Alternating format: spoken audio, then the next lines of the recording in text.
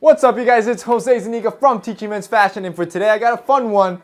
I want to talk about 7 trends that I personally think just need to stop in 2017. So the first one is highly distressed clothing, and the key term there is highly. I have no problem if you want to wear some distressed clothing and a couple tears here for a disheveled look. If that's what you want, that's fine. But when you're wearing clothing that looks like it's falling apart and only 1/4 there, I think we got a problem there. Not only that, for some reason, the more holes and the more tears and the more it looks like it's falling apart, the pricier it can get. Number 2, joggers. Now, before you go down there and write a hate comment, because you probably wear them and I wear them myself, I do want to clarify that I think it's a certain type of jogger. So I'm completely fine with tailored joggers for the gym or any type of like athletic or casual wear. That's fine. What I don't agree with is more of those dressy joggers that I call it, where you grab classic casual trousers like what would be a suit pant or what would be a chino, and you turn them into a jogger. And it's like they say, if it's not broken, why are you gonna fix it? I think the chino looks perfect as it is. I think the jeans look perfect as they are. And I think trousers look perfect as they are.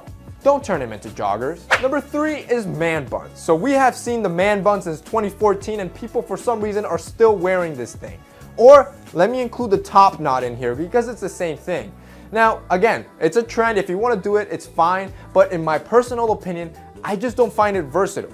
Not only is it just an overplayed trend that I would recommend to not jump in the bandwagon, but it's not a good versatile look. I think there are much more classic and versatile hairstyles that you can wear both casually and dressed up in a suit than a man bun, like a fade or a classic side part or a slick back. Now, before we keep going, I do want to talk about a brand that I really love and the sponsor of today's video, and that is Anson belts. So what Anson belt does is produce really high quality holeless belts, has an incremental slider in the back that allows you to seamlessly put on a belt and adjust it to almost any waist size and with your fluctuations through the day. So if you've never checked out Anson belts before, I really recommend the 3-strap and 2 buckle system. Since the buckles are interchangeable, it basically gives you 6 different belt options and a whole lot of versatility. So I'm gonna have it linked below so you guys can check it out. I'm telling you guys, you're really gonna love it. Number 4 is useless side zippers.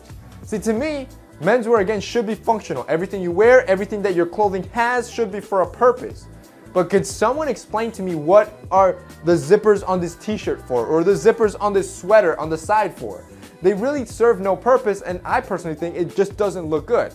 Number 5 is wearing knockoffs. Now, wearing knockoffs has been a problem for years now, but I think especially 2016, 2015, it's kind of gotten out of hand when people are actually wearing fakes and not even caring about it. And really, I think what really brought this about was Adidas with their Yeezy line. The sneaker is so highly coveted and so unreachable to regular people that they turn to the only route they think is possible, and it's, oh, let me just buy a fake one, to the point that any outlet mall you go to or even some malls have kiosks selling fake Yeezys. So I think a trend for 2017 that should stop is people wearing replica or fake things.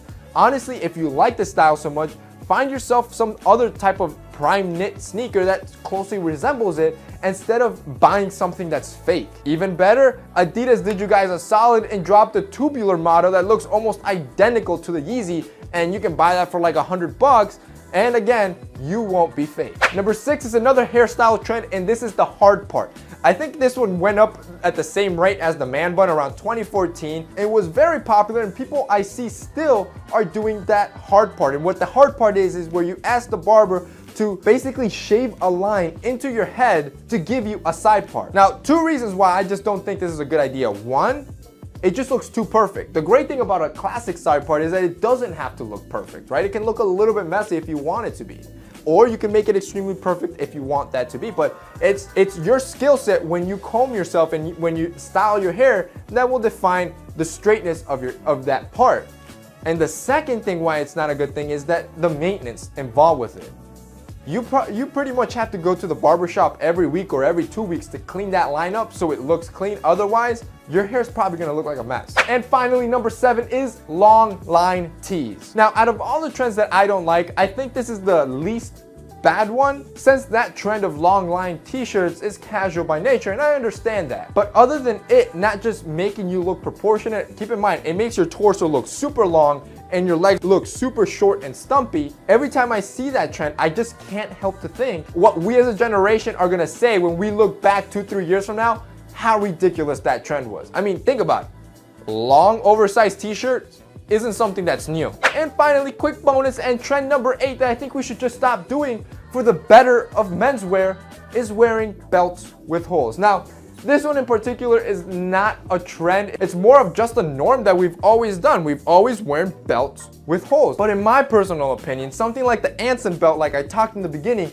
that has no holes, or the holeless belt, it's a much more functional and cleaner approach to the belt system that I think we should adopt and make the new norm. And really, try yourself some of these holeless belts and you'll see why it's just significantly more functional to menswear than its older alternative. Alright guys, so that's it for me in today's video. I hope you enjoyed it. See you next time.